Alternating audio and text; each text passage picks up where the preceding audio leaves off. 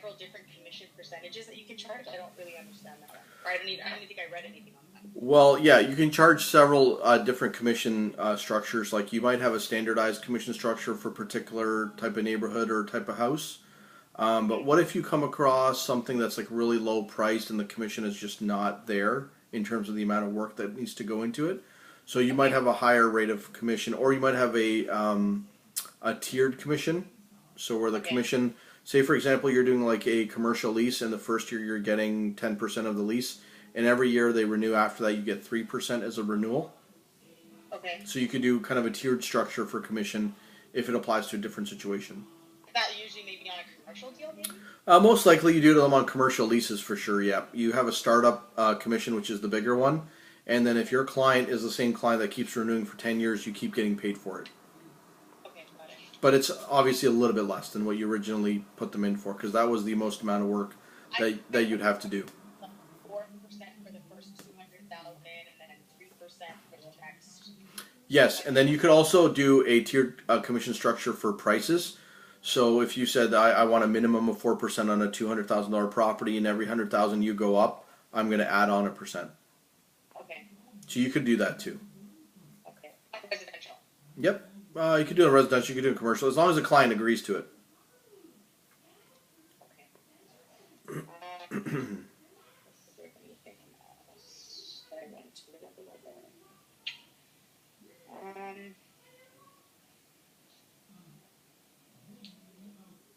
Okay, so there's another question here that says, with respect to buyers, Right. With respect to the buyers whose name or names must be registered on title at the close of this transaction.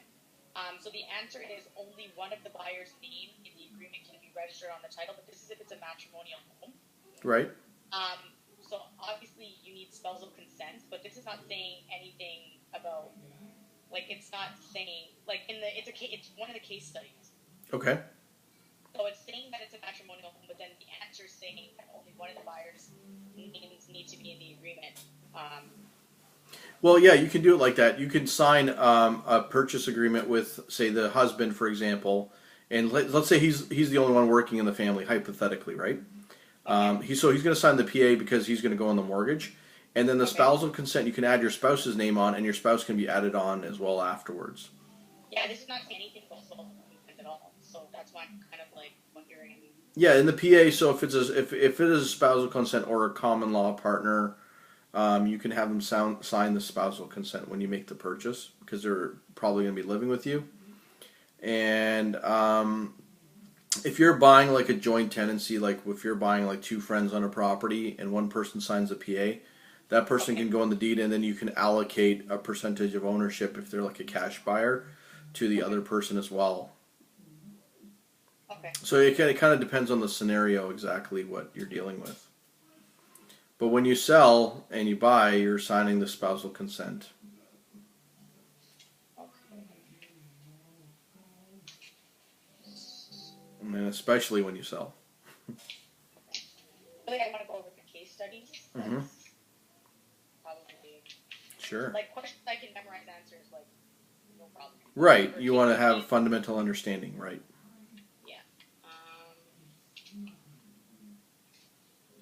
Okay, so I don't know which batch of case studies. There's like 3.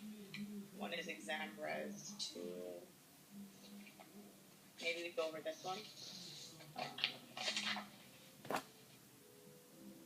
It says sample exam C3 res 2.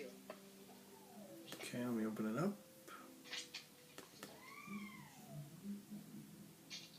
And then the case studies start from page 13.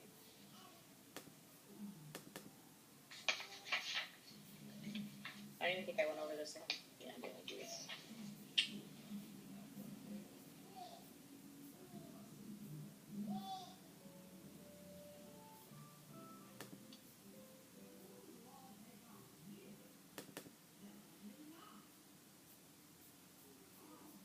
Oh, there's another question too, yeah. And so in that one, there's question number 21. Mm-hmm. It says, Jameson is a buyer interested in purchasing 45 Lakes Drive. The basement is finished, however, there's significant structural problem with the foundation and a persistent problem of water leaking into the basement. There's also a broken window pane on the main floor. On the day Jameson, hold on, no, this is not the question I want. There's another question basically about the basement not being legal. Okay, like not non-conforming. And then, sorry, you're cutting out. I didn't hear you. So yeah, it's the basement. You said it's not legal. Mm-hmm. Yeah, I don't know where that question is. Basically, it's saying that the agent would be liable for not disclosing the fact, but he didn't know. Yeah. See, the thing is, the agent would be liable because they have to do the due diligence in that example. So when you go list a property, you're actually on the hook for everything. You got to go verify everything, do the seller's disclosure properly and thoroughly. But I mean, if you can physically see something and you don't, I mean, you can call the city and verify. But as a real estate professional, you're actually expected to do all of that due diligence on your own listing. Okay. That's why they're saying you're liable for it. Okay. Did you say question number 13, which is it the one that was the purchase and sale for the building lot? That one?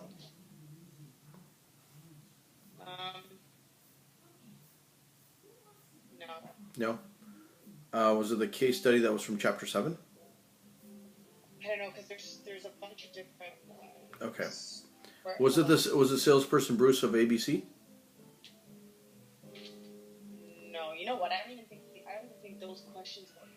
I don't know. I have no idea where to find it. Okay, what page are you on? Well, right now I'm just in this one. I'm in sample exam C3 Res 2. Oh, Res 2? Okay, hold on a second.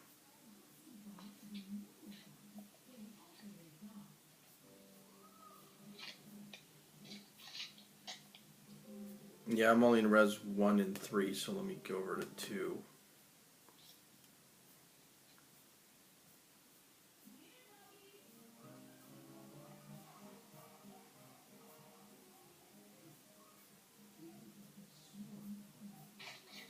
And then I get there's also questions about like the holdover clause. I understand. Okay.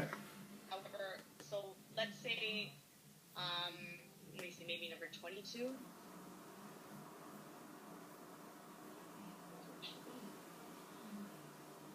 Okay, what's your question about holdover? I don't really have a question about the actual holdover clause because I understand that, but basically, so during the listing agreement, when it expires, if the client, so if there's a buyer during that time, Mm-hmm. but then they don't put in an offer after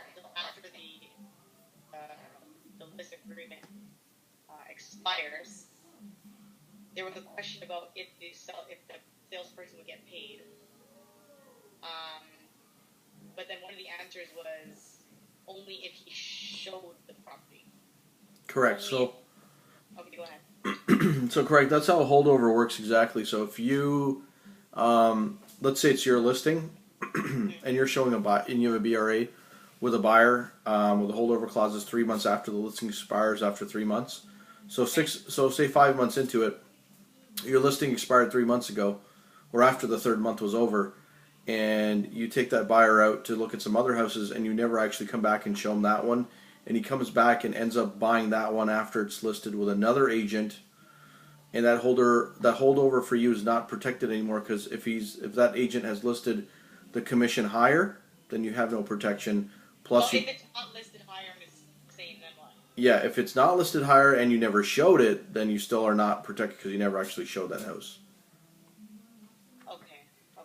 Right, your holdover is like applicable on like in simple English, holdover is where you're protecting the work you've physically already done. Okay. So the point of holdover is if you showed 3 houses, those 3 houses have holdover coverage on them as long as that they're not expired and relisted listings at a higher commission rate. So then your holdover protects you for the work that you did with those clients. Okay, as long as it's not relisted. So if it's relisted, then the holdover is not. Nope, it can be relisted, but it can't be relisted at a higher commission than your original listing. if you want to retain your holdover, like if you want to take action on it. Oh, okay. Okay. That's very important to remember. Okay. That's a little bit of confusion there.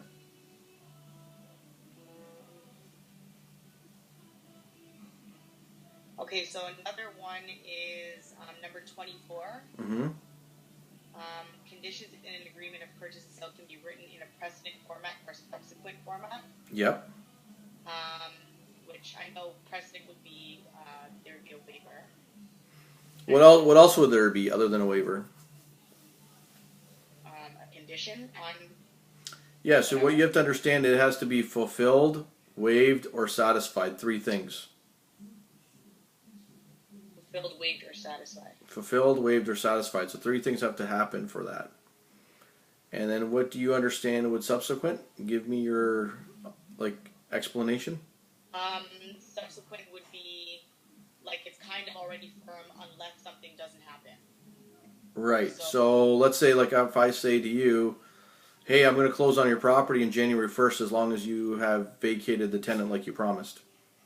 Because you said the lease is over December 31st, right? Okay, and then if they didn't vacate the tenant, then you could basically terminate the purchase and sale, or you can terminate the deal. Well, it'd be the problem with that, it would be a breach.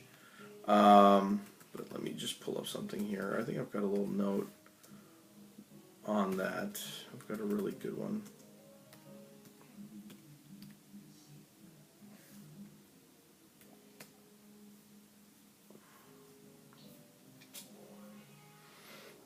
I'll open that one up for a second.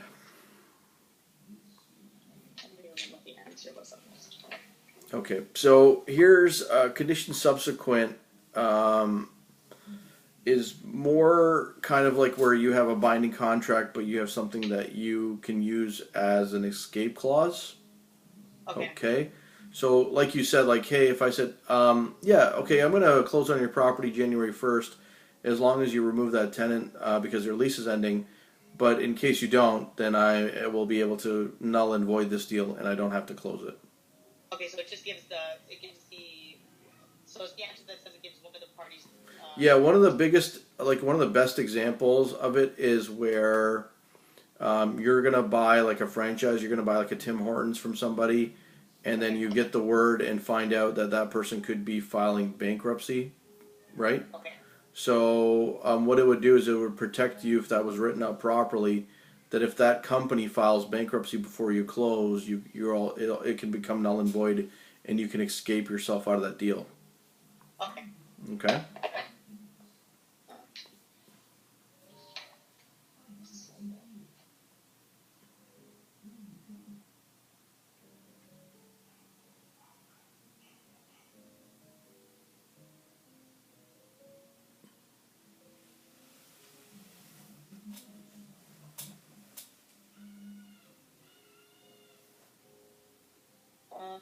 There was another question. I don't know what it is, but it's basically about a cottage property, and it's saying that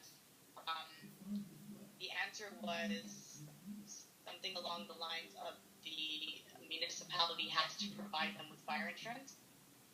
Okay. I don't understand if that means they have to obtain fire insurance, or if it's the municipality has to. I think what the question was pertaining to was that the municipality has to provide you with something that has fire protection, like a fire department or some kind of fire remedy, and then you have to buy insurance for the property. Oh, okay, so they just have to make sure that insurance is available, kind of thing. Right, because your insurance will usually be a better rate, first of all, if they have a fire department. I mean, it's not really common. I guess it is common in certain very rural areas where there's, not a real fire department, so your insurance rate would be much higher in that scenario. So the question must be pertaining to that in order for you to get insurance, should they have a fire department? And then that would be yes, they would need that. Okay.